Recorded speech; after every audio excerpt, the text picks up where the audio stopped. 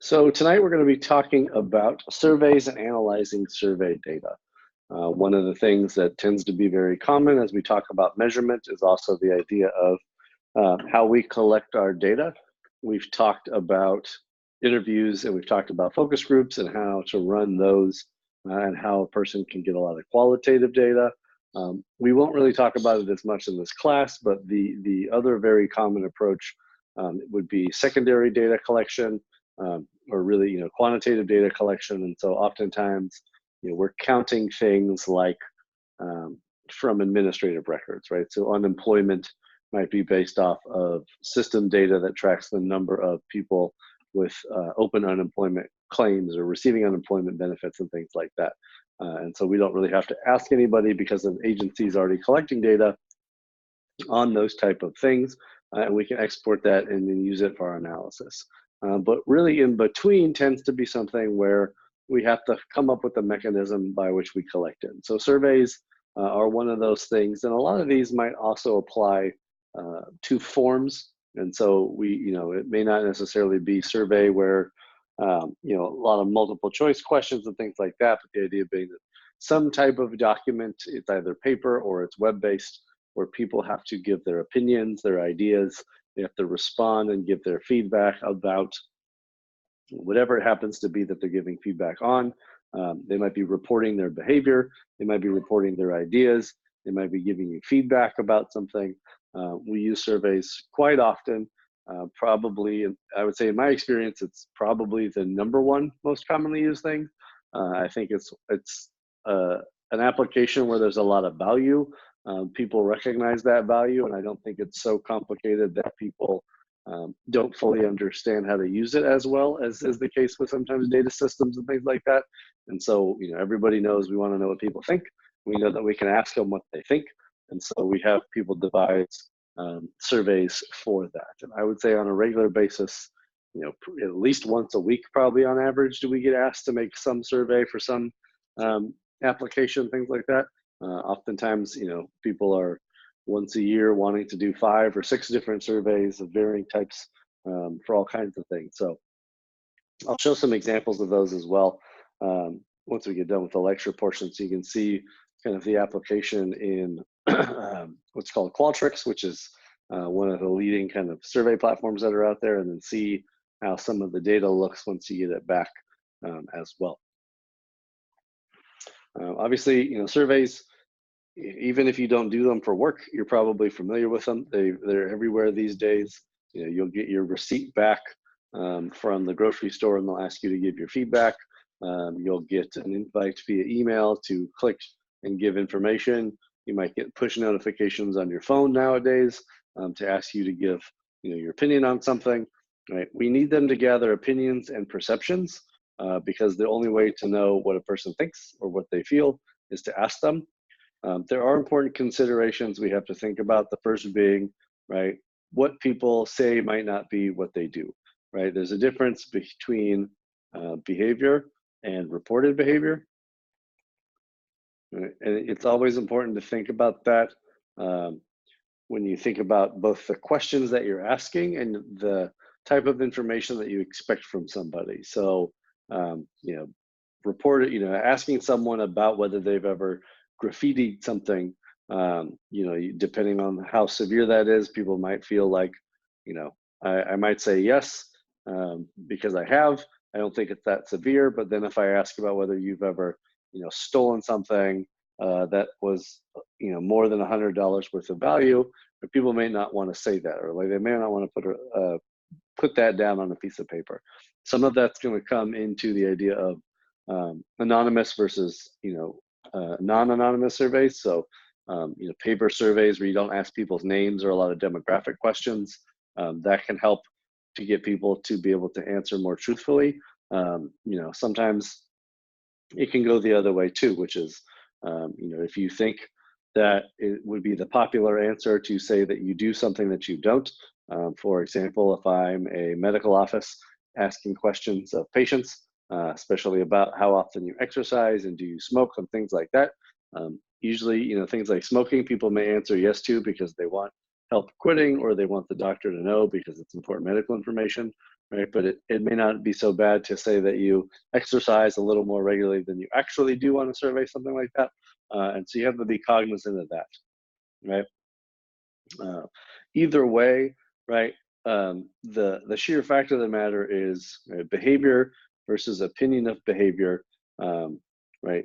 Opinion of behavior, right? This usually tends to always be the survey because of the fact that we need the opinion, right? This can be a survey, but this can also be other data.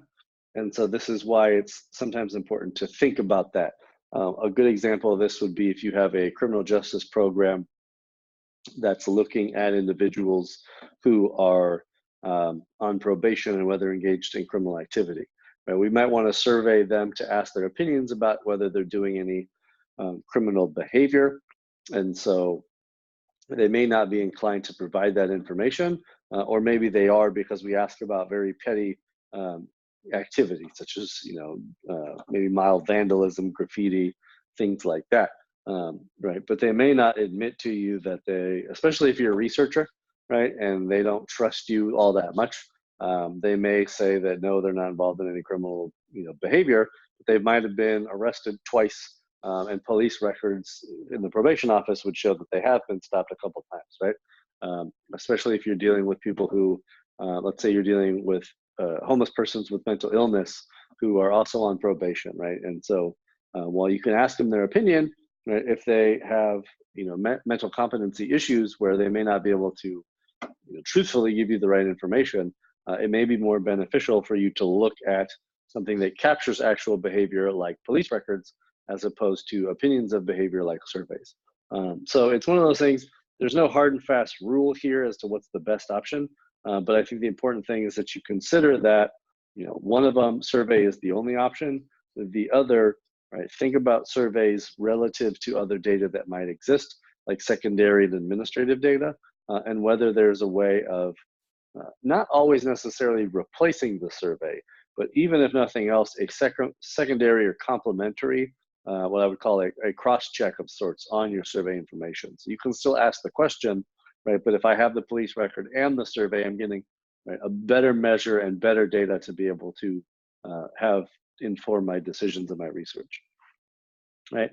Major challenges when it comes to developing surveys, right? There's two, I would say not developing, but working with surveys. Right? The first is this idea of a response rate, right? And typically, right, we think about surveys in the way of what a response rate is let's say, we talk about sampling. Now we have, 1,000 randomly sampled individuals who are invited to participate in our survey, right? Let's do it this way.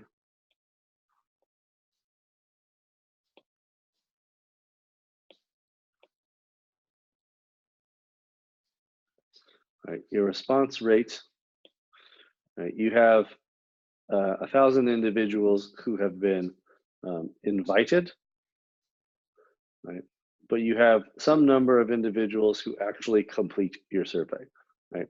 Ideally, you want to figure out a way to get all 1,000 of them to complete the survey, and that is how you would get, right, 1,000 over 1,000, right, is a 1.0 or a 100% response rate, right? If only 500 people complete your survey, right, you're now looking at a 50% response rate.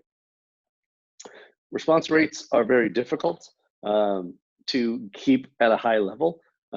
Typically, the ones that have the highest level are because of the fact that we have a program where we can mandate participation, right? So, for WIC, for example, we have a program where you get individual vouchers. We might be able to require that when you come in to pick up your vouchers, that you complete a small questionnaire in order to receive the vouchers. That can be built into the program. People can consent, and then basically we would get, basically almost always 100% response rate. If you have a question that is 55 minutes long and it's 200 some odd questions and it takes a ton of work for an individual to complete, right, and it's voluntary, and you basically send it out as a, we're trying to do some research, we know that you're a student, we'd like your feedback, right, and it's going to take you an hour, you know, there's not a lot of incentive to complete that, and you may send out 1,000 and get 10 back or something like that, right? The ultimate thing when it comes to response rates, right? No matter what the situation, right? Report what yours is. This is really just coming back to right, scientific integrity, right? Try to do everything you can to get a response rate to be high. You want to be able to, you know, offer incentives. You want to be able to encourage people to participate, tell them why they should take the time out of their day to do it. You want to make surveys that are easy, you know, to complete and maybe not super burdensome on the individual. All of those things, but no matter what, right? The key is that you, right, provide in your research report to the reader, right, this information. How many people you actually got to complete it, how many you sent it out to in the first place, and what that response rate ends up being, because that is critical information, right? You're doing the best, and this is the same with all of our other research decisions. There's going to be limitations in how good our research ends up being, because it is, you know, an art, not a science. And this is just doing, you know, your due diligence in providing information to the reader as to things that they need to consider. You know, I'd say that the 60% number, you know, that's a very textbook answer. Yeah, that is probably a good number. More than that's probably good. I've definitely had many surveys where the response rate is less than 60%. There's also many surveys where you don't know the response rate because you know this number as to how many people actually completed the survey. You don't know this number. And the reason for that is oftentimes you create a survey that, let's say, for example, I put an anonymous survey link on the website for our department's homepage to ask citizens to give us their feedback. I know how many people have completed that survey. I have no idea how many people probably stopped at that page and were able to participate, right? Or we have a list of, you know, 900 employees in the department, and I may send an email out to every single one of them with a link saying, you know, we're trying to get your feedback for the department. Please complete the survey. Arguably, I know that the 900 was the number of people that were invited, but a lot of people may have never read that email to know that they were invited. A lot of people may, you know, not have computers, and so they may not see it for a week and a half before they get that survey. Right? There's a lot of scenarios where we put paper flyers out in offices and things like that, and we just expect to collect however many we get back. And that happens quite frequently to the point that you know, we don't always know what that response rate is. No matter what, the key is being transparent in whatever you do know and providing that information back to individuals. Right? The second part, right, is the idea of developing questions that work, right? And this means that they're understandable and that they're unbiased. This is another one of those research design threats that we need to do.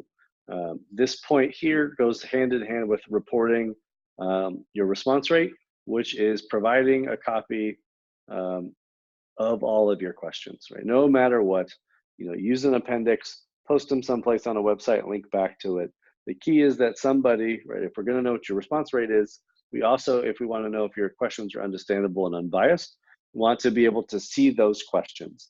And this is an area where, you know, as much as response rates are important, there is a lot less work in the field of, there's starting to be more, which is things like survey fatigue and incentive structures that help get response rates up. And so there is work now on researchers trying to figure out ways to improve that. But there is much, much more work that comes into this area. And this is the idea of, right, when we talk about measurement validity, we're really dealing with the fact that, you know, are we asking questions that capture the information that we need to measure that, whatever that higher order construct is that we're concerned with, right? And then the other part of that is that when we ask questions, even if they are correlated with that higher order construct that we're trying to measure, there are also considerations about how we phrase certain questions and what type of responses that we put as the ways to answer those questions that can affect individuals' perception of what's being asked. And that's how you can make it not understandable or bias the response that somebody gives you. When it comes to these limitations, right, you know, when we're seeking data from records or files, sometimes people don't remember, right? It's very hard to remember. If I asked you about, this is why administrative records can be useful, because figuring out how many hours you spent in a counseling program 7 years ago, in a specific week is very difficult. And so sometimes records make sense. Sometimes people won't either have the information or don't want to go dig it up themselves. Their best guess might just be whatever they give you. Or sometimes, if you're asking questions like that, they're not going to complete the survey, right? So, if you ask somebody a question like, how many hours did you spend the first week of November getting counseling services from the Veterans Administration in 2012, right? They might pick a number based off of your responses if it's multiple choice, or they might fill in your text box with a number and may be completely off, right? Just because they're trying to get through your survey and be on their way to something else. And therefore, these are examples where administrative records definitely can be important. Right? If records are needed, then typically this is a thing where you want to go gather that yourself. And this is talked about in the textbook, which is how do you go out, create an instrument like a form where you can go to records. And really this is dealing a lot more with paper records, getting permission to see somebody's files. If it's a medical office and we're talking about medical records that are only on paper, hopefully this day and age, we're not dealing with that too much, but it may be very common. And what we do see is things like, we have a vital statistics office that deals with birth certificates and death certificates. All of that now is electronic and we get that information electronically, right? But we don't have a database system where from 1997, for example, we actually have all of that electronically, because they used to have paper death certificate forms and they were scanned and they were turned into an electronic version, but all of the fields of data we need aren't on there. So we'd have to go back to the PDF and read it and then translate that information off of that document into something else that we then enter electronically. Going back to this, one of the things about response rate as well, why that matters, and if you think about the threats to internal validity that we talked about, right? This basically is the idea that when you give out, right, it kind of has to do with sampling. It kind of has to do with selection bias, right? If you invite 1,000 people to participate in a survey and you get 100 to complete it, you have a 10% response rate, right? The first question that comes into play when you're talking about validity is, well, what is unique about that 10% of those 100 people that might be different than the other 900? Right? If I get 900 out of 1,000 people, I've covered, I may not have got everybody, but this is kind of the systematic attrition problem, which is, losing 10% at random is probably not that big of a deal, because out of 900 people, odds are I've got a broad enough cross-section or a sample of the original 1,000 that I invited to participate that I don't really feel like the information I'm getting might be biased one way or the other, right? However, if I have, say I have 1,000 staff in the public health department, I get 10% of them to complete their surveys, and I want to know, an example of a survey we did. We asked people about the IT department and how happy people were with different services and the quality of support they were getting. Right? Maybe 900 people out of 1,000 were very pleased, and 100 people who are really pissed wanted to take that opportunity to complain. Right, and so we might inadvertently say, well, your customer satisfaction scores are atrocious because out of 100 people that gave us feedback, every single one of them said you're terrible at your job. Right? It may be not representative of the other 900 people who think you're doing great and didn't volunteer to take the time to give you that feedback. Right? It's just 100 that complained, or vice versa. If I have, let's say, 100 students in a lecture class and 10% really like me, and so 10 students take my student evaluation and give me high scores, and they're the 10 that really liked me, know me personally, and I spent the time to help one-on-one, and those make it look like, 100% of my evaluations say I'm a great teacher, but 90% of the students really hated me, hated the class, weren't interested in anything, and didn't learn much, but also didn't really care to spend any time telling me that because they just wanted to get out of the class and leave on the last day. And so 90% didn't complete the survey, and so I'm inadvertently thinking that I'm doing better than I am because I've got biased information. And that's why we care so much about that response rate issue, because it does have impacts on our limitation, our generalizability. Right, survey types, self-administered versus administered. Right? Administered meaning that there's a person. Oftentimes these are usually in person.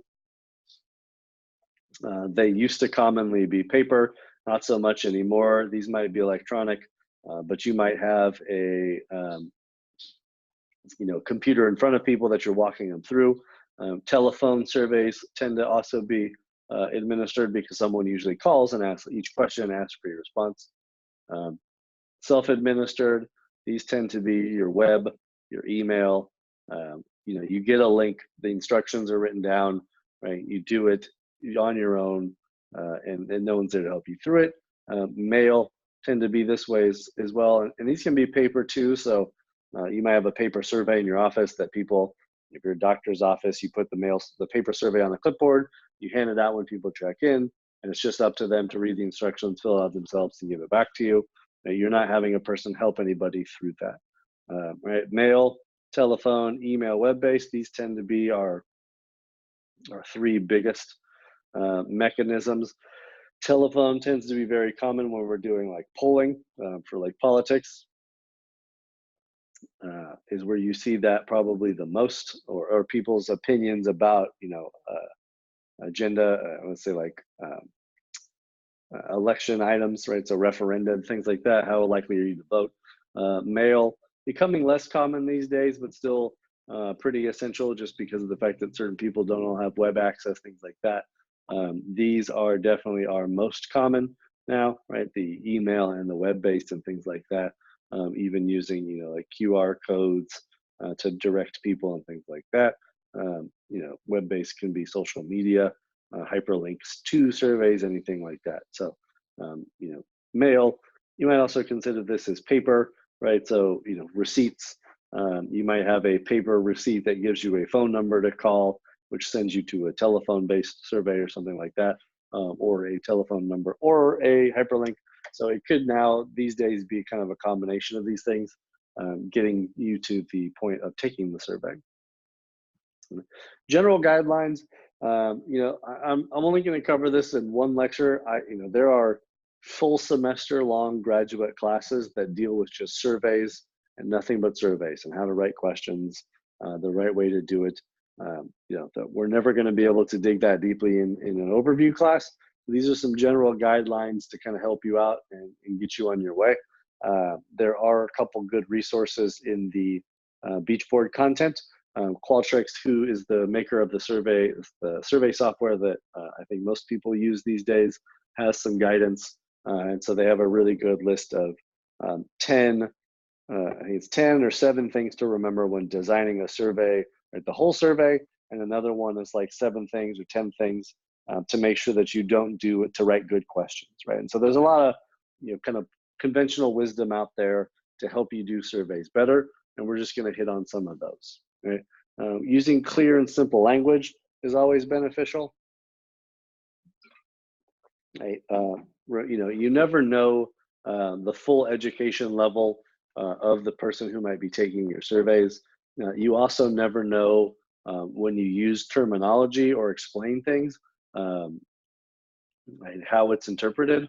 So one of the things that you always want to do is to be cognizant of that, which means that when you ask a question, the most simple way that you can phrase it so that everyone's going to read it and interpret it the same way is probably the best option, because you don't want to risk the fact that some people read it and, if you ask a question about, do you currently support an impeachment investigation into President Trump, right? I mean, as much as that might seem simple to a political insider, right? Well, impeachment might mean, actually impeaching him, or an investigation looking at impeachment, or, voting to support a actual, to start an impeachment proceeding, right? Some people don't know what the word impeachment means.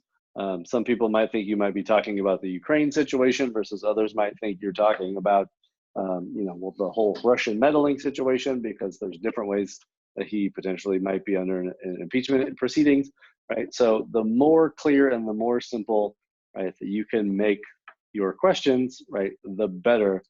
So, if you have to say, do you feel like the President of the United States should be investigated by Congress for, misuse of his political power in dealing with the Ukrainian government, right? As much as that's, I would say, longer in terms of the language that you have to use, in terms of more words, it definitely is something where it may make sense to give that much additional context so that people all read it the same way and interpret it the same way, right? Watching your length, obviously, right? More questions, right, equals more time required. And therefore, you want to be cognizant of that, which is, people are doing you a favor by providing, providing you their feedback. Right? And in only so many cases can you really require individuals to have to complete surveys, no matter what. The same way is true with interviews and focus groups, which is try to hit on the key things that you need up front, get the important information off the bat. If there's supplementary information that you need, ask that, right? But there's I ask this a lot, which is what do you, right, must know versus what is, right, nice to know, right? And when you ask this question, say, there's a lot of different guidance I'll give, but the other one too is also, right, what questions to ask, right, in order to make decision, right? A lot of people, everybody, there's a thing called survey fatigue, which is the idea that, you do so many surveys, you get to the point that people don't even want to take them anymore because you drown them to death in having to take surveys, right? So when people come to me and want a survey and we start talking about what it is they need, I ask a number of different questions, right? The first is, if we're going to do this, what must you know, right? What are the essential things that, that you have to know? And I will typically guise that in the context of, right, if we're asking questions because you need information to make a decision, right? If you don't need information to make a decision, right, then we're talking about things that are nice to know, and you maybe don't need to do them at all, right? I like, sometimes people, every time there's an event of any kind, people always want a post-event evaluation, right? And they always ask questions about how satisfied people are with the event. And they'll ask like 8 different versions of, were you satisfied with the parking? Were you satisfied with this? Were you satisfied with that? And it's the same event that they've held every year at the same time in the same building, and they run it the same way. Right? And I'll ask them, like, do you actually plan on moving this facility or changing this event, the time, the location? Like, if not, why are you asking about parking or the venue, right? There's only one place that we have in our department big enough to house 200 or more people, right? That's the place you're going to go. Maybe you don't need to ask 50 questions about the venue because it's always going to be there, right? Maybe you can choose a different caterer, and so you do, right? You must know about the food because you want to make a decision about, well, next year we want to know if we should use that same caterer again, or whether we should go with somebody else because people didn't like the food, right? Typically, right, the must-know questions are things that make more sense because people know. We did a survey for the IT department. They wanted customer satisfaction surveys, feedback, right? It is probably nice to know your overall 1 out of 5 score in terms of overall satisfaction level. And that doesn't take more than a few seconds to answer. So you can have a few of those questions, right? But knowing that you're a 3.7 out of 5 overall for the department, what can you actually do with that, right? Other than saying to yourself, pat on the back or kudos, or, oh, that's a little lower than we thought, right? You can't take action, right? So the first question we put on there that everybody saw was an open-ended text box that says, what can we do as an IT department to improve the quality of support that you want from us, right? Because then we got a whole list of about 500 people who gave actual tangible feedback that the department can sit and look at and try to take action on to make things better, right? We asked something to the effect of, please list, we had about like 20 different types of training that we could provide for the department, and we don't have enough resources to do all of them, but we said, pick from the list of 20 the 3 trainings that you would most you think would most benefit you, right? Because then by asking that question, they could choose 3, and whatever the top choices were the first things that we were going to invest in terms of training resources for people, because right, that was a decision we had to make, right? So keeping that kind of focus on length is important. Providing a range of responses. Generally, you always want to not do a, like yes, no only, especially if there's a scale that you could use. Only if you want to say, if you choose yes, then you get another question. Does this make sense? You want to give people options so that they can choose, strongly agree to strongly disagree. Give some variation, because then when you analyze your data, so to speak,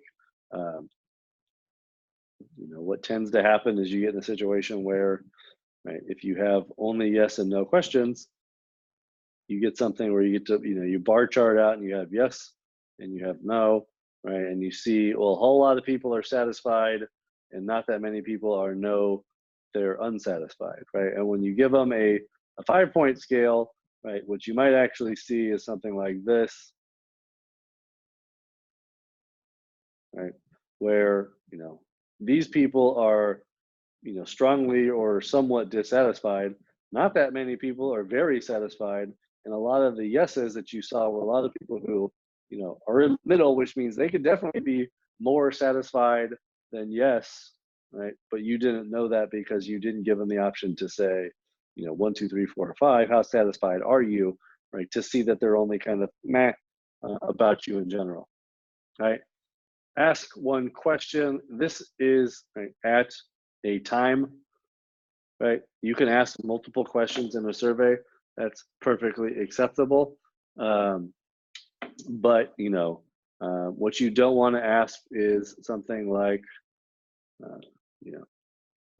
here's a good example. Do you think the president is doing a good job with foreign diplomacy and domestic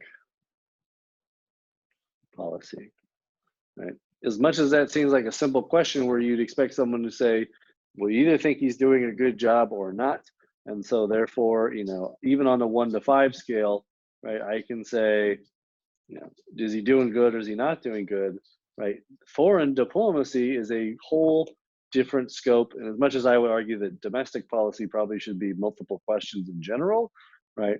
I may think he's doing a great job at domestic policy, but completely botching all of our international diplomacy efforts abroad, right? So when you give me this question, I don't know if I should say yes, great job, or no, terrible job, or somewhere in between, because you've asked one question here and you've asked a second question here, right? That is what is meant by ask one question at a time.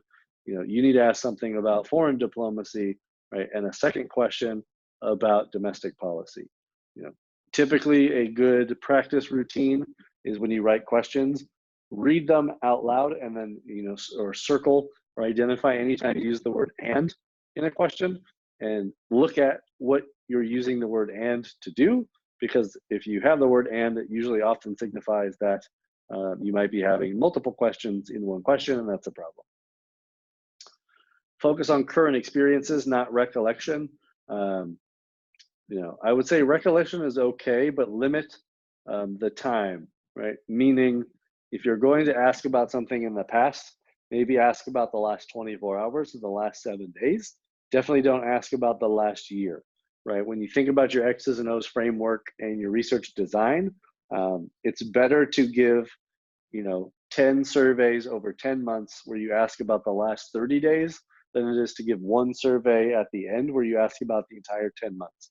Right? If you ask me at the end of 10 months of a nutrition program to talk about what my diet looks like over that 10-month period, I might not remember, or it may have varied so widely that I can't answer that question that well, as opposed to asking me about, in the last 7 days, tell me about your typical breakfast. I can generally remember the last week, right? So recollection, there's a limit on how long you want to go back and what you're asking about, right?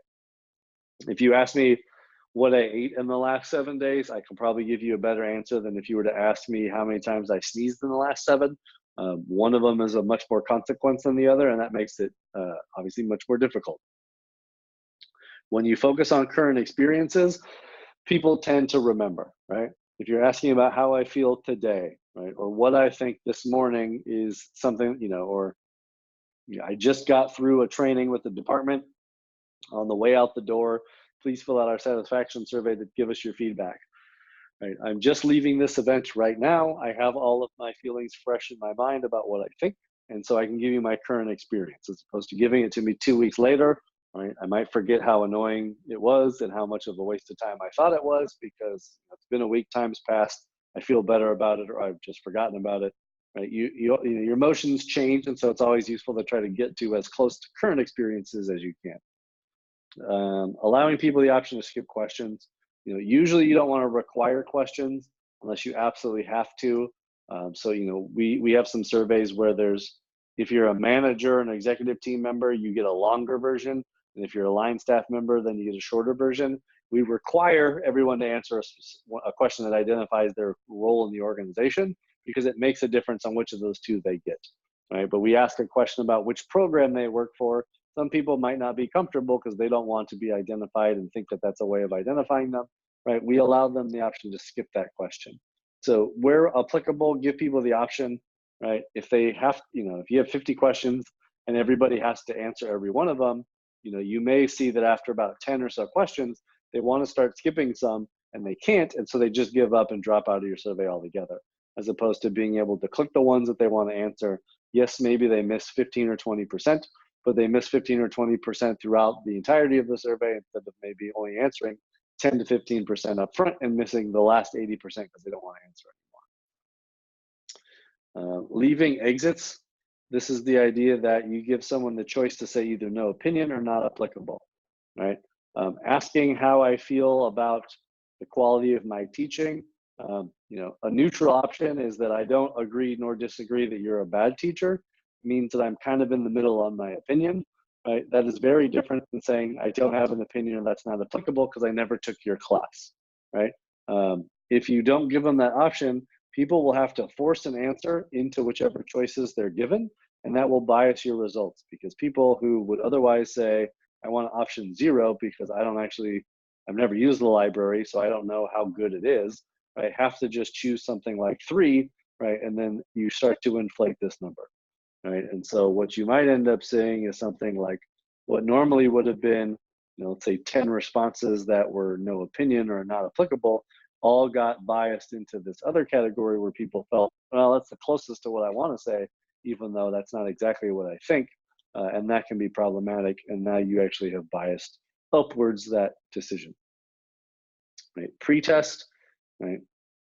This is very important, right? How the questions are written mattered, right? Let people take it. And this is people who are not the ones that you actually need the feedback from, right? A lot of times when I have to make a survey, what I will do is, even though I have staff who are trained analysts, I will make the survey myself, or I'll have somebody on our team make the survey, right, independently without consulting with any of the rest of us. And then they will send it to everybody else on the team, and we will all have to take it. And we'll take it in front of them, and then we'll go question by question and say, okay, question number 1. What is it that you think you're being asked to answer right here? And we will give an answer.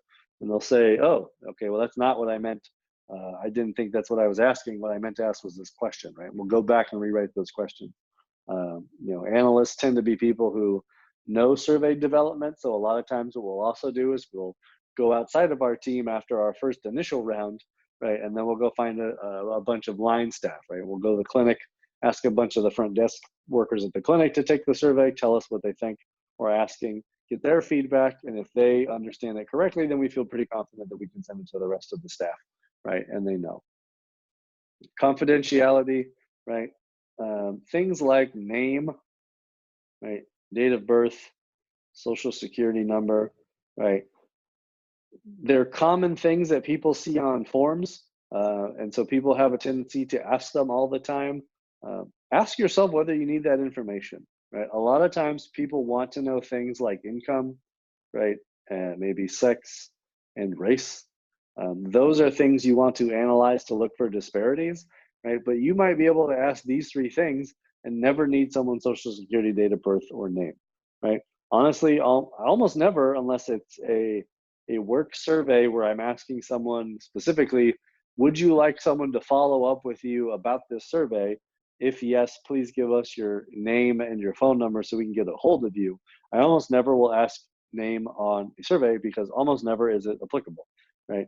Maybe if we're asking somebody because we need to match, right, their survey response to a medical record or to a appointment visit they had at a clinic or something like that.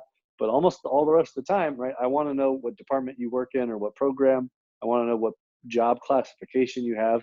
Other than that, I don't really need to know who you are because it doesn't matter. Right? So think of those questions.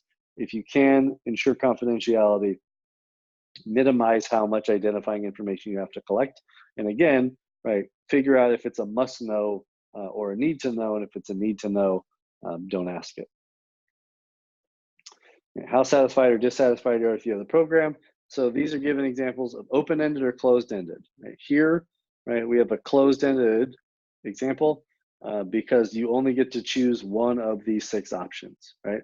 Open-ended are things like, right, are there any other comments? Right?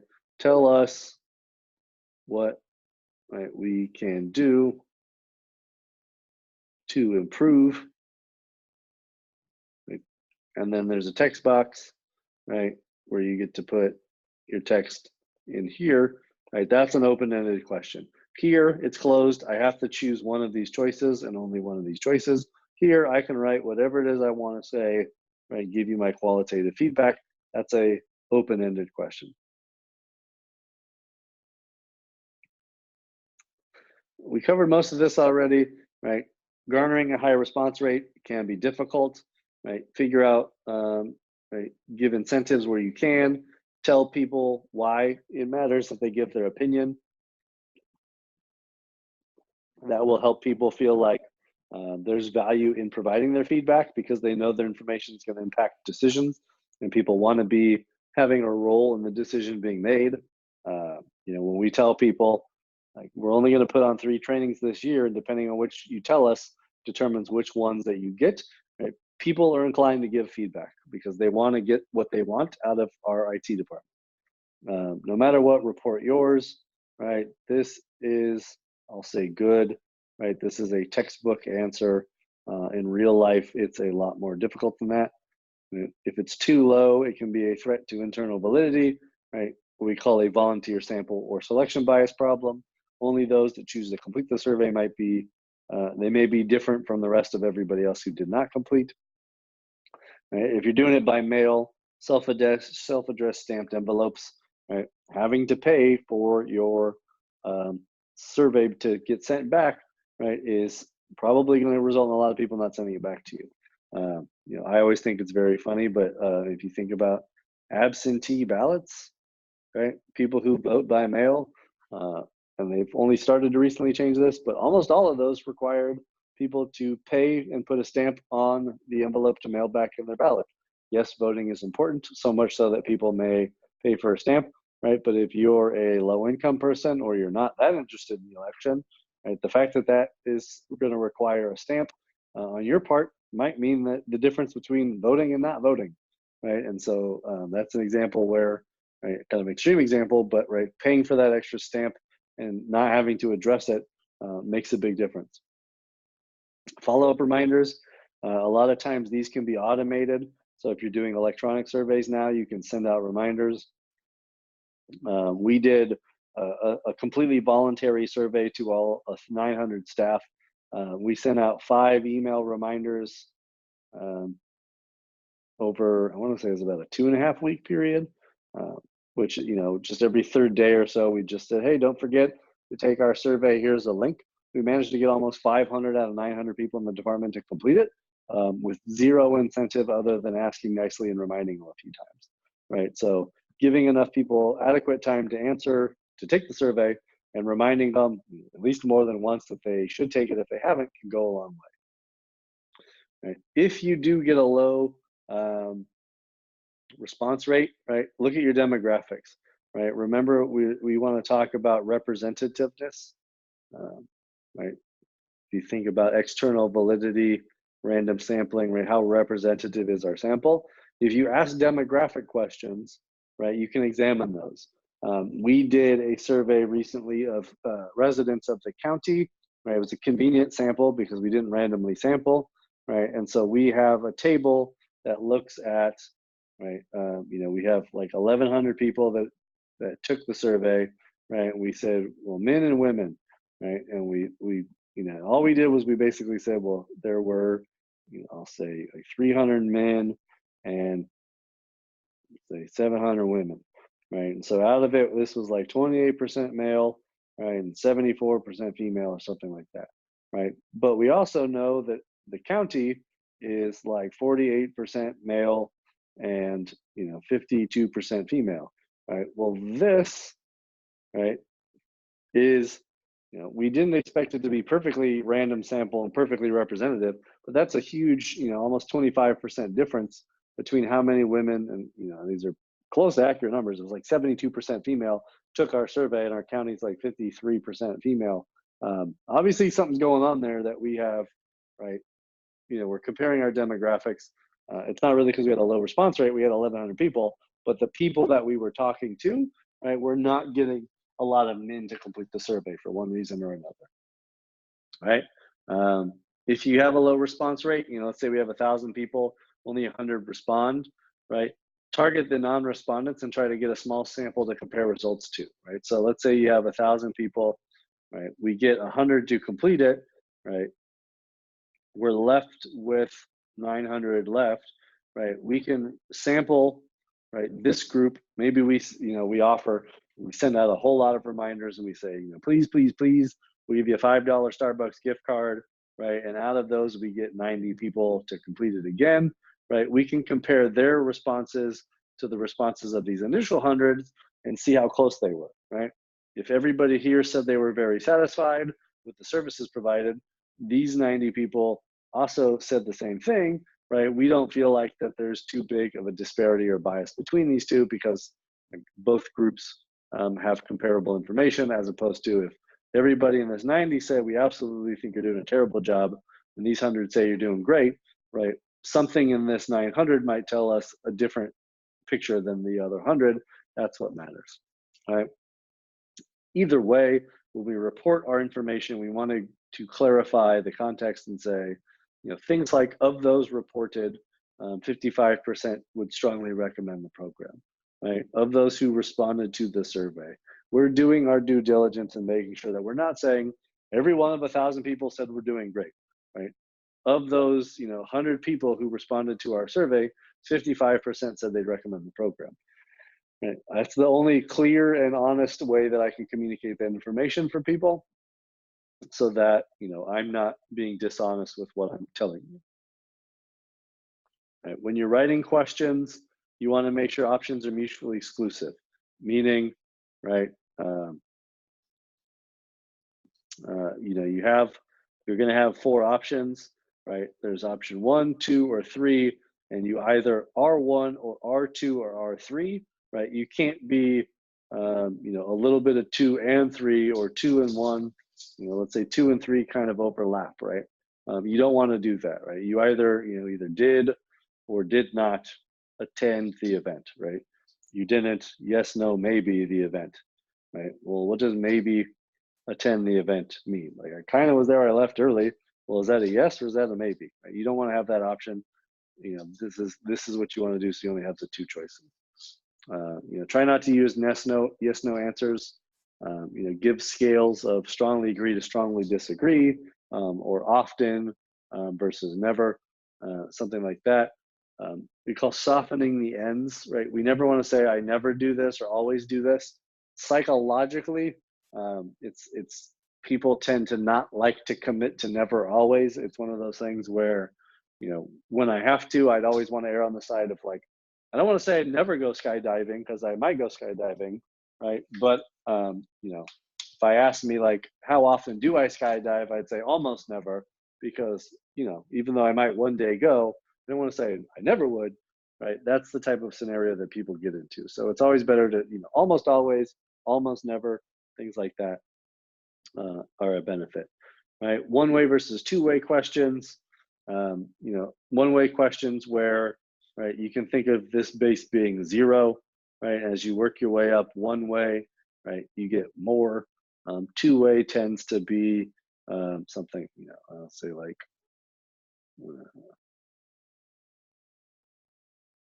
right, something like a liberal, right, to conservative scale.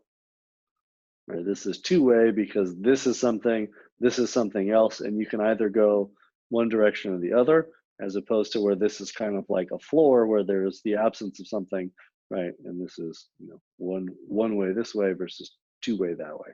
So different type of questions in terms of the responses that you choose. Likert scale, these are very common, right? The strongly agree to strongly disagree, right? This is our exit that we have here. Skip questions are always useful, right? So did you use the library in the last year? If yes, we want to ask you these additional 4 questions about the library services, right? If no, you're going to go ahead and skip ahead and bypass these 4 questions because they're not applicable to you. These days, you can build this with a call display logic into or skip logic, which is display logic. If you check yes, right, then a couple other questions pop up. Skip logic, if you check yes, right, you'll move ahead to a whole nother section based off of what you answered yes to, right? So this is all built into survey systems these days so that you can actually just have that all built in and automated to make it easy for people. Analyzing survey data, right? Now, I guess we'll stop there. Does anyone have any questions about survey development or implementation before we look briefly at how to analyze it once you get the data back?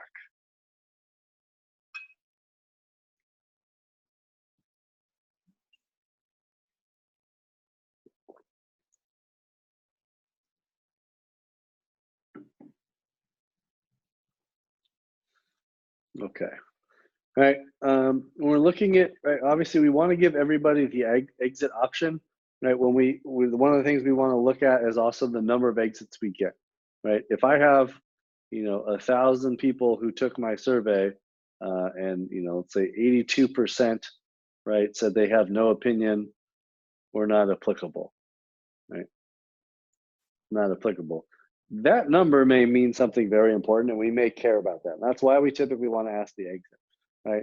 If I did a random sample of 10,000 students out of 40,000 at Cal State Long Beach and asked them about their experiences with the library, and out of that 10,000, 82% they have no opinion or the library is not applicable. That tells you something about how many people ever actually use the library, because they either don't care whatsoever and they're neutral to even its general existence, or they have never actually used it. And so 82% of a quarter of everybody that's a student there has never even been, right? And sometimes that means that you have a whole new question to ask yourself about why that's the case. One of the questions is, should half completed surveys still be used in your data? It depends. Typically, in my experience, if you get a high enough response rate and you get enough surveys completed, you typically will just ignore those kind of partial completed ones. A lot of times, if you don't require people to answer questions, you will get surveys where people complete. They may get to the end of your survey and submit it, but they may only answer 70% of the questions. People will use that data. So, if they answer all the questions, the first 70%, and they end with the last 30% not being done because they don't finish, that's not really any different. Overall, I would say typically if you're good at survey design and you're making sure that your important questions are up front, and if they only get a couple pages in, they've answered all your important questions, I would definitely still want to use that if I could, as long as you don't have a reason to believe that those partially completed surveys might be either biased or unrepresentative or something like that. Decision criterion, you're going to have to report the results, right, one way or the other. If you have 5 categories, you're 1, 2, 3, 4, 5. let's say this is strongly agree, this is strongly disagree, right? You've got something like this, right? You might want to say, okay, well, 50% or more of the cases fall right into the agree category, right? So we're going to report that. That's a pretty common approach, because we would say, you know, a majority, right, agree that we're providing quality services to our staff, right? If this is, you know, let's say 20%, and this is another 10%, right? We're looking at 70% here. You know, we don't need to report on these two other numbers, and we can say 70% of respondents agree that blah blah blah blah blah blah, right? You know, an example is it makes it easy for us to summary report. You know, of the 5 questions about city services, a majority reported being very satisfied or somewhat satisfied with library, recreation, and the fire department. Right? You can get quickly into you don't have to get into the weeds of, you know, showing the exact number and all of these different, you know, well, 22% chose A, and 15% chose B, and 77% chose C, right? You don't want to give that, you know, and this is true of really any data analysis and reporting, which is people don't want to read every possible number that you can put in a report, right? They really they are legitimately limited for time. They want to know, you know, there's a difference between you know, I call this the difference between information, right, versus insights, right? People want insights, meaning I have to make a decision, right? Are people thrilled with our services or not, so that we can do something different or keep things going, right? Information is the idea that, well, 20% strongly agree, and 15% somewhat agree, and 22%, right? This is all information, right? But it's not insightful, because all of those other numbers that I just said aren't things that really make a difference, because I don't care about the nuance into how all of this responses break down. I care about, you know, what does this information tell me that I need to be doing? That's the insights I want to know, right? And translating it so that we can take action. Right? You know, here's an example of a very generic type of report you might see out of most, you know, SurveyMonkey, Qualtrics, Survey Gizmo, those type of things. Right? We have, you know, 4 questions, A, B, C, and D, about faculty members. People can choose 1, 2, 3, right, 4, or 5. There might have been a not applicable option here that we just deleted, because even though we cared, it was, you know, maybe a very small percentage of people. If not, then obviously we should have asked that question for this, right? What do we see, right? Well, I see a majority of people are satisfied with faculty knowledge, right? I see a majority of people think we can relate concepts to real world setting. Right? I do see a majority here, willingness to meet faculty needs, right? And while, right, this is a majority in terms of 50%, right, what strikes me is that here, right, and here, right, we see very different scores than here and here, right? Here we've got 6%, here we've got 13, here we've got what, 30, right, 36% of respondents, and here we've got 40% of respondents, right? These are much higher numbers, and so even though, right, yes, we can say that, well, this is a majority, right, and this is a majority, right? We definitely would say that willingness to meet student needs and availability of faculty outside of class are 2 areas where people are not quite as satisfied as these other 2 items, right?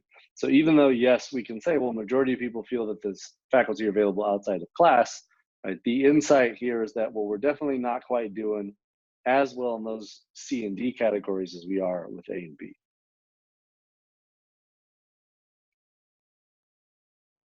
Right? We talked about this. Consider implications of the neutral category. You know, neither agree nor disagree should not be thrown, right, into an area. Obviously, you know, I did that already, but I didn't say they disagree, right? What I'm saying is that these 3 tell us something, right? But this is people who disagree, right? These are people who agree. These are people who disagree. These are people who are kind of on the fence, and they aren't these people, and they aren't those people. They are something different, right? They are not discontent. They are not happy. They are, you know, kind of lukewarm at best, room temperature type folks. and have a different opinion, right? You don't want to lump them one way or another. I do tend to see people sometimes will add these people into either this group or this group to try to bring up the percent, right? When they'll say, oh, well, 70% or more of people, right, were satisfied, right? Because look at how many people were there, right? These people did not say that they were satisfied. Right? They are saying something very different, and that's important to recognize. It does have its own information. Cross tabulations, these are something we see very often as well, right? So, right, we've got one variable here, right, that we want to look at. We have another variable here, right? So we've got our sex variable, and then we have our race variable here, right? And then what we do is we want to see, well, what's the difference between race and sex on people's opinion, right? So right, we can use chi-squared, right, for statistical testing to see if there's differences when we use these type of cross tabulations, and we want to look at two variables at the same time and the differences. So, let's say we have 233 people in the workplace, right? This is demographic information, right? But we have, right, 21% are white men, we have 15% black men, and we have 14% other men, right? Our largest segment of the population is white women, right? Our smallest population is non-black, non-white women, right? And so, we can add these up total if we wanted to. We could do 42, right? We could also say 48% are women, right? Which you might see something like this, and something where we would say total here, right? Because we could also say that, well, 52% are white. We could say that 26% are black, and we could say 20% are other race, and we could say 40% are women, and we could say that 2, 3, 4, right? 50% doesn't make any sense because we're missing some people. But 50% are men, 48% are women, right? And so now we can look at both the breakdown, right? And we can also look at the totals as well, right? And so all of that can be, this is typically common where, in this type of a situation, we may not need to put this entire table up, right? Because we just want to tell people that level of faculty knowledge is good, right? Ability to relate concepts is good, right? But where we need to work is this area, right? We might be able to put that into a 2-sentence or 1-sentence statement without showing this entire table, right? This, on the other hand, is a table where if somebody says, I want to get a better understanding of the breakdown of our workforce, right? They do want information, right? They don't want insights. They want to be able to see, and they need to know these totals, and they need to know these breakdowns, right? Because they want to be able to see all of that nuance. And that's where that comes in important, because you do want to provide that information in this context. Right? Comparison of means, right? A very common example of this that you all probably should be at least thinking of is, right, if I have a new way of teaching, right, I might have a treatment group, right, and a control group.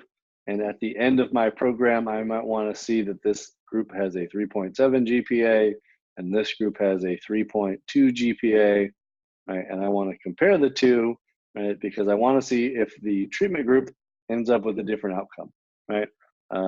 We may see something like this, where men have a 3.0 average GPA in the MBA program, women have 3.2, right? This is not an evaluative question in terms of, whether or not that there's a cause for why men are different than women, right? But we do see that there is different, right? We may look at this where we can say satisfaction is now at 4.2, where last year was 3.5, right? We might plot that and say, this is 2016, 17, 18. Maybe this is at a 5, right? And we had, right, a 3.5, and now we're at a 4.2, right? And then we had a 4.3, right? We want to plot, satisfaction scores over time to see that we're moving in the right direction, right? So this is very common when you have numerical, might be 1, 2, 3, 4, 5 scale, it might be 1 to 10. Doesn't really matter, but the point is that you take all of the respondents, you can average, right, and say, okay, well, the average response is 3.5, right? We can compare that to an answer on a different question, to answer of a different group, answer of a different, we might ask a different question about sex. And so we actually take the answer to this question, and we break it down by sex as male or female to see that, you know, GPA is different between, right? This is at a 4.0, and we can break it down that way. And so that's a way of doing that. I want to show you some tangible examples that you can work through. So this is Qualtrics. So if you've ever, I don't know if anybody's ever used this before, it's pretty common in university, kind of higher education research applications, very common in a lot of say private sector. So, you know, customer satisfaction endeavors and things like that. This tends to be an area where people use that. So, you know, they were bought by SAP, so this is like they're a pretty big kind of Fortune 500 company type of level organization. So each of these is a different survey where, you know, you create a new project. You know, I'll give you some examples here that you can see of things that we've done. So, you know, if you're working with this, obviously each of these is a question. We'll do an example one here so you can see. We'll just create a test project. All right, so as you're building this, you can say get started. You know, once you're in this project, right, you can do, right, I want to do a descriptive question, so I want to put my instructions. All right, so here, so everybody starts off with their instructions. Click the plus button. I want to add a new question. I might want to give them a picture, right? So I can, right? Here's a Van Westenstrop pricing model picture. Right? I want them to look at it, and then, right, you have all your different question types. So not only do you have one multiple choice, but you can preview each of these. So I can choose a select box, multiple selection box, a drop-down list. Right, so we use these drop-down lists when we ask, you know, what program do you work for? You know, we have 25 different programs, and so what we want is something that's concise but allows you to pick a lot of options, as opposed to if you want a different multiple choice question where we want, you know, please choose your level within the organization. Line staff, let's say supervisor / manager, executive, right? Don't know / unsure, right? You give everyone that exit. You can say exclude this from choice, right? That can be an option where there's only 3 choices, and now people have the ability to pretty easily pick whatever it is that they think without needing this kind of long list, which would be, you know, very big there. You know, matrix questions, these are another pretty common one where we would say strongly disagree. Qualtrics is smart and it knows these questions and says, oh, you want a Likert scale, right? And now what you can do is let everybody, you know, if you choose, there's my instructions, you can preview it. There's the image that we asked, right? And everybody can sit and you can see on your mobile preview as well, right? Which you can give everyone, right? This is a much better way with these matrix questions to be able to get more questions kind of put together in a succinct fashion so that, you know, if we asked each of these as a, you know, question like this, right, it would be much longer because you'd have one question with 6 choices, 7 choices, keep scrolling, keep scrolling, keep scrolling. This helps minimize some of that. You know, all kinds of different questions. Text entry, so this is, you know, if you have,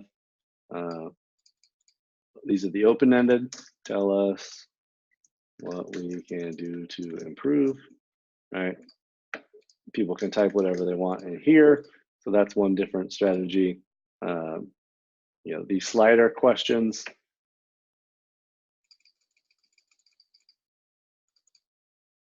right? So maybe we want to ask something like,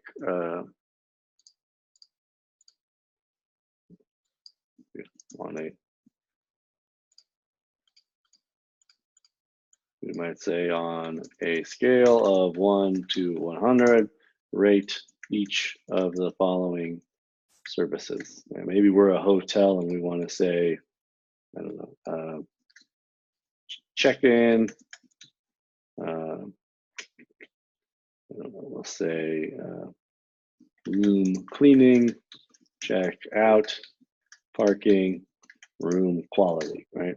And so now we can, on a scale of a 1 to 100, people can slide and say, my check-in experience was, obviously we want more instructions so that you knew that 100 was good or 100 was bad, but I could say, well, check-in was really easy, my room cleaning was really nice, my checkout was miserable, parking was okay, right? And the room was such and such, right?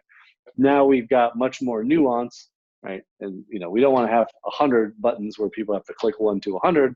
We like that they can quickly slide on the scale, right? But what we can see is that people can easily provide a range of opinions pretty quickly, right? We get more nuance in our numbers as well. So we can have not just 1 out of 5 scales, but we can see what they call kind of a thermometer gauge of that range of options. Rank order, these are always nice when you have to prioritize. So, when you want to say, we'll do like drag and drop. So people with these questions, right? There's 5 options for, what's a good example?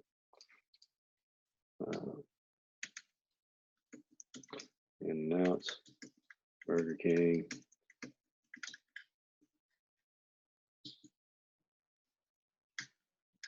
Right, we're going to lunch, right? We don't know where to go. There's 5 options, and you have to pick which ones. You say, well, I really want pizza today.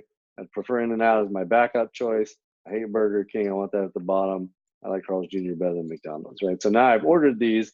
Everyone gets to do that, and we can actually use a weighted average formula to figure out, well, whichever one is the, every time you get a 1 vote, right, you get moved closer and closer to the top. And so the results will help us pick which place we should go from a list of options, right? Because everyone could strongly agree these all sound like good places to go, right? But we're only going to pick one of them. So we want people to have to force the option to rank order them. So that way we have to pick one from the list. And they've got all kinds of different stuff in here. Constant sum. So if you want to make it so that people have to add a bunch of numbers up that equal a certain amount, you can see those here. Right? Heat maps, where you can identify certain things on a picture and ask about those type of questions. Drill down are where you need to pick one and then pick the year of your car, then pick the make, then pick the model. Those type of questions. Graphic slider. These are ones where you can slide down A through F. File upload. So if people want to attach documents, that's a good one. You can do CAPTCHA verifications. You can record how long people spend. So if you want people to look at something and then move on to the next page, you can track how much time. Signature block so people can sign as well. All kinds of things if you want to make different types of forms and stuff like that. Right. When you get, so this is a survey we did of about 1,100 people, where we asked citizens and residents to give us their feedback on a number of questions. We gave them some instructions. We asked them to rate the quality of their neighborhood on a number of different characteristics about how good is the health and wellness in their neighborhood, the economy, the safety, transportation, etc.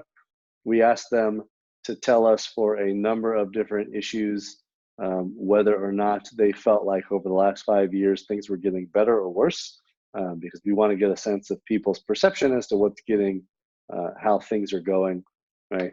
We asked them a number of things, health issues and other issues, and said, choose from this list the top 7 you think are the most important, and the top 5, right? We care because we can't address every problem all the time, so we want to see what top issues are.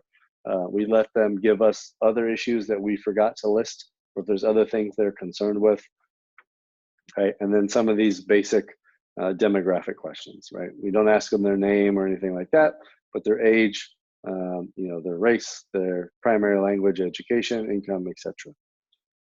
What you get back in Qualtrics, you can see this data analysis. This is actually looking, this is a spreadsheet version of this information. So what we can do is we can look at the actual kind of individual submissions. So we can see this person, right, what did they answer? They think everything's fair, right? They thought certain things improved. Here were the top issues. So we can look at an individual question. If we want to, we can toggle through every single one of everybody's responses, see how long it took them, right? Reports is where we get into the analysis part. And so a lot of these have their own default. Qualtrics is smart enough to know that there are individual question types that have individual analysis strategies associated with them that make it easier. So in this example, we see the crosstab. So the minimum score, the maximum score 1 through 5, right? The mean, standard deviation, and variance. So we can see how many people answered the health and wellness question. We can see that on a 1 to 5 scale being excellent, right? Not that many people are saying that things are excellent in their neighborhood. The first insight, right? This is where I don't need to know what any of these numbers are to see that a lot of people don't think their neighborhoods are excellent or very good compared to people who think they're poor, fair, right, or only good. If we want to look at color, right, I can see that, right, well, gray, which is housing, right, more people said housing was poor than anything else that they said was poor, right? In the excellent category, education was the thing that more people said was excellent than anything else, right? Nobody said excellent, but I can tell from across these, my lowest number is 2.5, meaning the economy was the thing that had the lowest overall level of quality rating compared to everything else, right? 2.7 health and wellness being the highest. 2.92 education, right? So people feel pretty good about their education in their communities than they do anything else, right? Different type of question, right? We asked people to rate their top 7 most important issues. And so we are able to see that, well, mental health, obesity and overweight, smoking, tobacco, vaping use, right, are our top 3 issues. So, in this, right, anybody could have chose anything, but what we see is that maybe infant mortality for our department is not an area we want to invest a lot of resources in the next couple of years because it's a low priority issue for the community, right? Mental health, physical fitness, and diet, and smoking, tobacco, e-cigarettes, vaping are our top priorities. Filters, these are nice because one of the things we can do is we can say, let's see, I care about, based off of people answering an income question, if you make a lot of money, right, what does that do to your responses? And now you'll see that this changed. Obesity, overweight is now the #1 issue amongst people who say they make over $150,000. Mental health is #2. Smoking, tobacco is still #3, right? But we see a little bit change in the priorities. We might say, well, what about for people who are low income? Right? Diabetes is #2, right? That jumped up much higher than anything else before. Air quality much higher than we had saw before too, right? So priorities are going to change in that regard. A lot of these things are integrated, so we can also change our visualization. So there's a bar chart. We can also look at a line chart, which isn't maybe as informative because it's a lot harder to read, right? We can do a pie chart. In Qualtrics, obviously that's even worse because there's so many categories. Breakdown bar, right? This is, which color represents what segment of 100%. Again, not all that useful. So you can go back and play with your different visualizations, right? And you can also look at, do we want to show the y-axis or not? So we can put different things on the bottom. You can change colors. If you take this off, we can do vertical bars. So maybe this makes more sense. Personally, like if I were presenting this, I would want it the other way because people are going to read these and they want to be able to read from top to bottom. That's more natural, and therefore they can see these in order, right? But maybe we don't like the color and we want to be able to choose, I want blue bars instead of red bars or something like that. So you can build these in here. You can scroll down here, choose your different questions. Let's say highest level of education. There's only 5 categories, so maybe we don't need bars, right? We want to be able to choose the pie chart because that may make more sense here, right? Now that's a little bit better because we have, not as many options, so that's a little more neat looking, right? Again, remember we have this filter up here. We want to take that off because that was only showing education levels for people who make less than a certain amount of money. Now we're back to everybody, right? We might want to look at, which best describes you. If you are Hispanic, Latino, or Spanish, right? Now we want to look at your education level. If you responded that way, right, it changes that different thing. So we can do a lot of these on the fly. We can export these to an image. So if we also want to put these into a PowerPoint presentation or report, right, we can do that all from within here, right? And we can build custom visualizations. How much do people make? All of the questions that we created in the platform, we also can see. So when we're analyzing things like this, okay, well, this might be a good one for a table. So we want to see how many people responded from what neighborhoods, right, and where they came from. So we see, well, San Bernardino City had 13% of our responses. Is that representative? Because just 13% of the county live in the city of San Bernardino. We might want to go look to see how close that is and compare that, right? And we can use all this information to help us. So I won't go through all the different surveys because there's a whole bunch that we have. I think we have some like, I'll show you some of the display logic and skip logic where you can see, this is the preview. Please rate your satisfaction with our IT services. On the next page, right? One question, would you be willing, which of these would help you be more productive or efficient?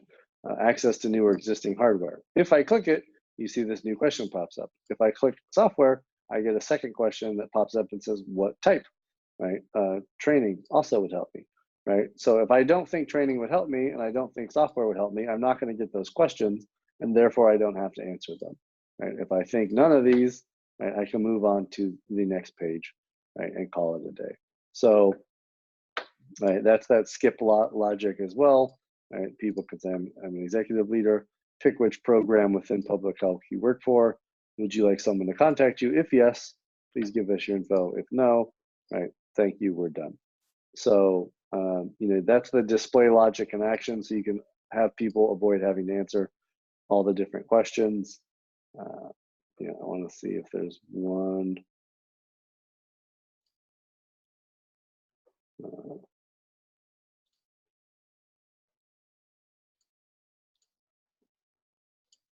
A lot of my staff spend a lot more time dealing with the making it look pretty.